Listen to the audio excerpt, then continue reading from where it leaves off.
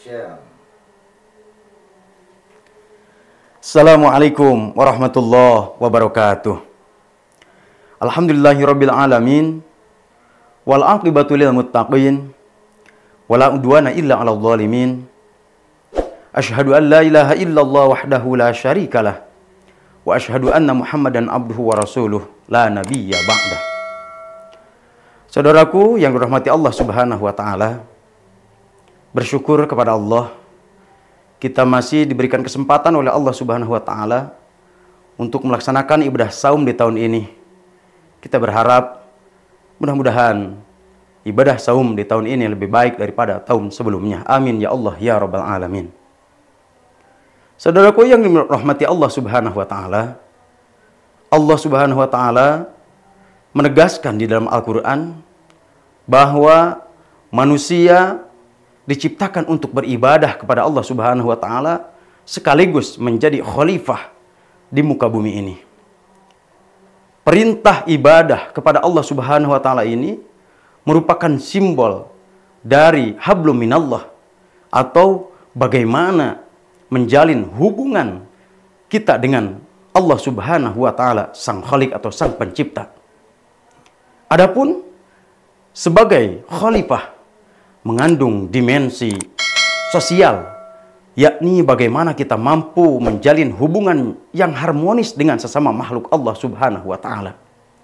Keduanya, baik dimensi spiritual ataupun dimensi sosial, yakni menjalin hubungan yang baik dengan sesama makhluk Allah, harus berjalan beriringan. Ironisnya, seringkali kita menemukan ada ketidakseimbangan. Seringkali kita melihat ada orang yang begitu hebat dalam spiritualnya. Dia rajin beribadah, tapi dia rajin melaksanakan sholat, puasa, dan lain sebagainya. Bersamaan dengan itu, dia pun selalu menyakiti dan mendolimi orang lain. Ada pula orang yang bolak-balik menjalankan ibadah haji dan umroh, tapi di sisi lain dia membiarkan saudaranya, salah satunya kaum du'afa, hidup dalam kelemahan. Dan ada juga orang yang rajin datang ke majelis taklim, tapi sehari-harinya sering atau senang menggunjing orang lain.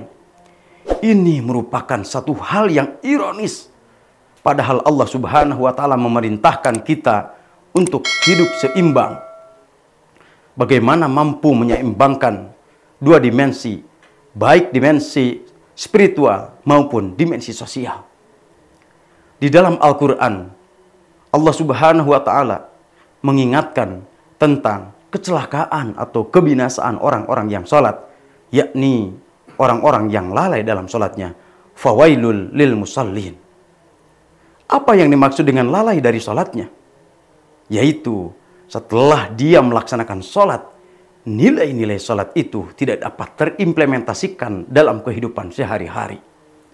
Di dalam Al-Quran, Allah Subhanahu wa ta'ala menegaskan kepada kita bahwa celakalah orang-orang yang sholat, yakni mereka yang lalai dari sholatnya.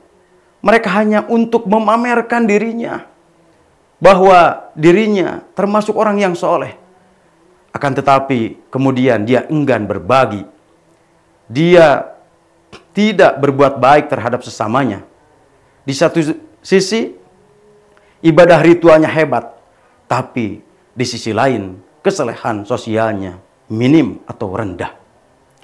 Ada juga yang teratur, bahkan sibuk menjaga kesehatan jasmaninya, tubuhnya, tetapi ia lupa terhadap ruhaninya. Banyak hari ini, mereka sibuk ngurus jasmani, tapi lupa ngurus ruhani. Jasmani seringkali ia latih dengan berbagai macam olahraga. Jasmani seringkali ia suplai dengan makanan dan enak serta bergizi.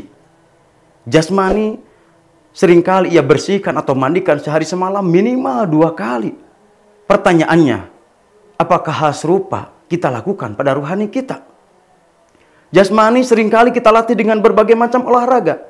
Pertanyaannya, pernah dilatih dengan apa ruhani kita? Jasmani, seringkali kita suplai makanan yang enak dan bergizi.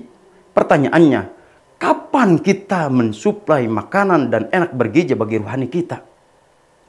Jasmani, seringkali kita mandikan atau bersihkan sehari semalam minimal 2 kali. Pertanyaannya, berapa kali dalam sehari semalam kita memandikan rohani kita? Badan kita, kalau sakit, kita bawa ke dokter. Pertanyaannya, pernahkah menyadari rohani kita ini sehat atau sakit?